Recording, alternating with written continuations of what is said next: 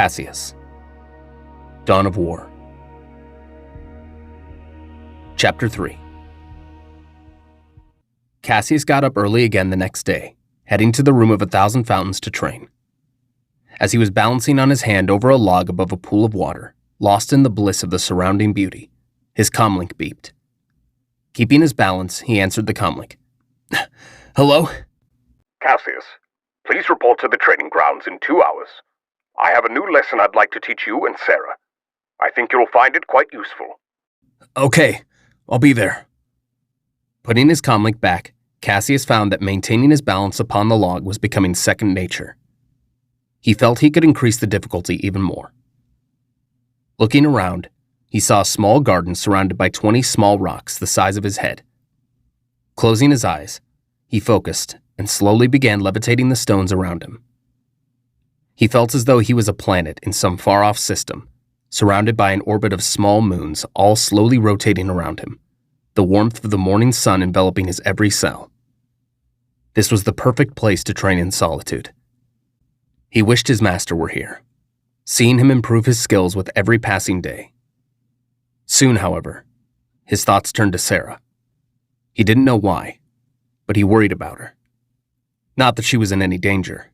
In fact, Caseus felt that in terms of skill and training, she held the advantage in battle. But he could feel that there was something about her that she was hiding from him. Under her sarcastic facade, there was a secret. Something she was hiding. Wait, what was he talking about? Sarah was his friend. She wouldn't hide anything from him. Over the past 4 years, they'd grown close enough to tell each other almost anything. Suddenly, Caseus realized something. He couldn't feel the log beneath his hand. Opening his eyes, he found he was floating, completely free of any ties to the ground. In that moment of distraction, Caseus fell, hitting his chest on the log beneath him as the levitating stones plummeted to the ground. Catching himself before hitting the water, Caseus climbed back up to the log, holding his ribs. What was that? What was going on with him? He tried to shake the feelings from his head and return to his training. But again, the feeling of danger was eating at the back of his mind. Okay. Come on, focus. Caseus picked up the book and looked through the lessons, finding a combat drill to practice. After an hour or so, he felt he had had enough. He couldn't focus properly. Maybe a walk through the halls would change that. Grabbing his belongings, he left the room and started walking through the temple halls and to the archives, stopping by statues of several busts of Jedi who left the Order, the Lost 20. He looked at the metal facades of those who abandoned their lives as Jedi for one reason or another. Looking at the sculpt of a bearded man, Caseus' gaze turned to the name on the base, Dooku. His name had been coming up a lot lately since he announced himself as the leader of the Separatist movement. He had seen a few speeches he had made via hologram to the galaxy, calling upon systems tired of the Republic's rule to join them in a cause for liberation. Can I help you, Caseus? The head librarian, Jocasta Nu, stepped beside him. Oh, I'm fine, Master. I'm just taking a walk, trying to clear my head. Understandable, given current events. Master, why did these Jedi leave the Order? The ancient master gently dusted a few specks of dust off of one of the statues. Many reasons. Dooku, for example, felt the Republic was becoming corrupt, and by extension the Jedi. Others left to become politicians, and others still left because they could no longer handle the difficult life of a Jedi. It's sad. It truly is.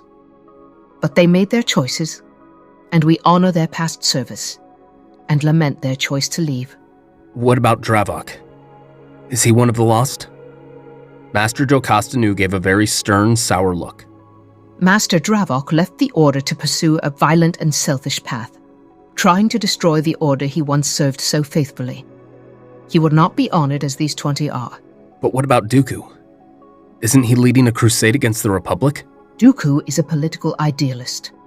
I don't agree with his views, but he has maintained a strong stance thus far against violent confrontation. He wouldn't start a war against us. I hope you're right. I suggest you be on your way, Caseus. I have work to take care of, and I can't spend all day answering your questions. Okay. Goodbye, Master. Caseus looked at his chronometer. It was almost time to meet with Dralig and Sarah. Caseus left the archives, taking one more look at the statues as he walked to the main corridors. Hey, Caseus! Sarah walked over with Corbin. What's up? The council says they have a lead on Senator Amadawa's assassin. Yeah, there was another attempt on her life last night. Fortunately, Master Kenobi and Skywalker were there. Turns out the assassin was hired by a bounty hunter. Master Kenobi's in charge of tracking him down. What about Skywalker? He's escorting the senator home to Naboo. I'm guessing her speech to the Senate didn't persuade many. Hard to say. Still pretty early to tell. Well, we should be prepared for whatever choice is made. Either outcome affects us for better or for worse. Caseus nodded and watched as Corbin tinkered with his cybernetic arm. I've been meaning to ask you, Corbin. That arm. Are you still able to channel the Force through it? Yeah, but it's not the same. It's difficult to control. My other arm is able to feel everything when I use the Force to pull something to me or push, but this arm, it's like a ghost almost. Like a vague memory of what used to be there before. There's no real substitute for flesh and bone. Master Terran is trying to help me adapt to it, but I don't know if it's ever going to feel like a part of me. Caseus glanced away briefly. He felt as though it was his fault Corbin got hurt like that. Maybe if he had been faster in that fight, his friend wouldn't have been scarred. Corbin picked up on this subtle glance and smiled, putting his hand on Caseus' head, ruffling his hair with his metal fingers. But hey, real or not, I could still take care of myself no problem. Maybe I'll add a snack dispenser on the finger. Caseus chuckled. Always the optimist. Well, Sarah and I need to meet Master Drolig. He wants to teach us some techniques he thinks will help us. Alright. Stay safe, guys. You know where to find me. Corbin left as Caseus and Sarah walked to the training grounds and saw Master Drolig waiting with a set of metal discs hanging from a tall pole in the center of the courtyard. Sarah, Caseus, have a seat. The Padawan sat in front of Master Drolig. Caseus noticed that there were no other students present. Where are the other students? In recent weeks, I've made the decision to outsource my training regimen to other masters to spread the workload. Now that I'm in charge of security, my schedule leaves less time to teach advanced lessons. With that said, I spoke with Master Takai about you, Caseus. And after much consideration, I've decided to continue training you and Sarah in more intermediate classes. You two have proven your determination to better yourselves far beyond most students your age. Therefore, it would be a crime to let that determination go to waste. So, you chose us to be your only students in these lessons? Do not mistake my generosity for favoritism, Sarah. Should the two of you not apply yourselves, these lessons shall come to an end. You have both made great strides in your training, but you have much to learn, and I expect both of you to not take these lessons for granted. Is that clear? Sarah and Caseus nodded humbly. Good. Now, observe. Master Drolig drew his lightsaber and pointed at the discs hanging behind him. Watch carefully. With blinding speed, Master Drolig threw his saber from his hand. The emerald blade spun around like a propeller and sliced through the ropes holding the discs as they fell to the floor, landing with soft thuds on the grass before the weapon came flying back to Master Drolig's hand. Caseus watched in awe. The lightsaber throw is basic in concept. You throw your weapon and use the Force to guide it to its target before calling it back to you. In practice, it requires absolute precision and quick calculation to pull it off correctly. Without proper concentration, you could easily lose focus and your weapon could miss its target completely. Even worse, you may hit an unintended target. For this exercise, you will be using wooden training swords to practice. When you have shown sufficient competence with the technique, you will use your sabers. On your feet. Caseus stood and grabbed a wooden sword from Master Drolig. Holding it in both hands, he weighed it carefully, trying to get a feel for its point of balance. Sarah stood a few feet away, floating her practice sword in her hand. Sarah, when you're ready, throw your weapon. Sarah nodded and looked at the targets. Narrowing her eyes, she twisted back and threw her sword, which spun wildly, hitting one of the targets before plummeting to the floor with a clatter. Well, you hit one. Remember, hitting your target is only half of the technique. Hitting your target is meaningless if you lose your weapon in the process. When you've hit your target, call your weapon back to your hand. Caseus, give it a go. Caseus nodded and aimed carefully at the targets before throwing his sword. The wooden blade spun with a slight wobble and knocked one of the targets down. Caseus then called the weapon back to him, only for the blade to come point first towards his face. The blade stopped a few inches from hitting his face as Master Drollig held it in his outstretched hand. Now imagine if that had been your own saber. Remember, you must have absolute control over your weapon. Know its trajectory and where to catch it when it returns. The slightest miscalculation could be devastating. Try again.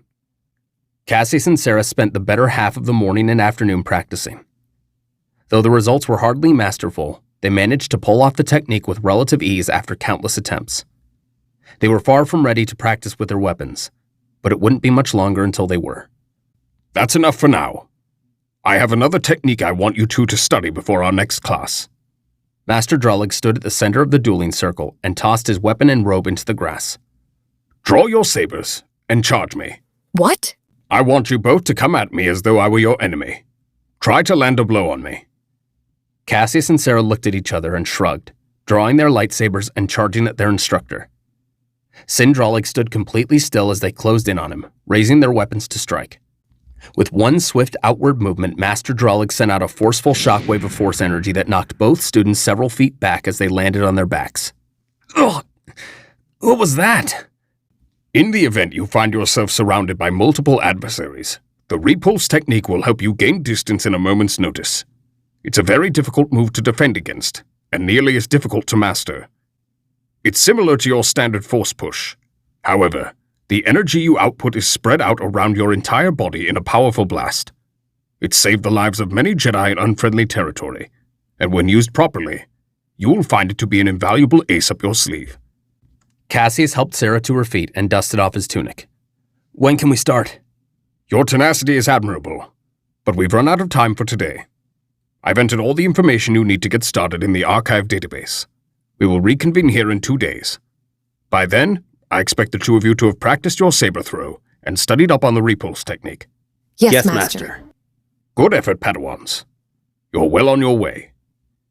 Sarah and Caseus bowed to their master and gathered their gear. Well, I'm free the rest of the afternoon. Want to see if Corbin wants to hang out? Sure. Let's stop by his quarters. Heading down the temple corridors, Caseus and Sarah walked up the steps leading to Corbin's room and found him packing his gear into a bag. Corbin? Are you going somewhere? Sorry, guys. Master Terran just contacted me. We're being sent to the Outer Rim. Another mission? Yeah. A war is brewing on Cerealia. They've called us there to try to negotiate with the warring factions to bring an end to the conflict. But you guys just got back. I know. I'm upset too. How long will you be gone? Corbin sighed. If Master Terran is right, and he's not often wrong, a month. A month?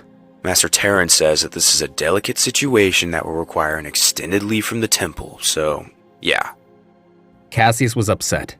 Of all the Jedi they had to send on a mission like this, why Corbin?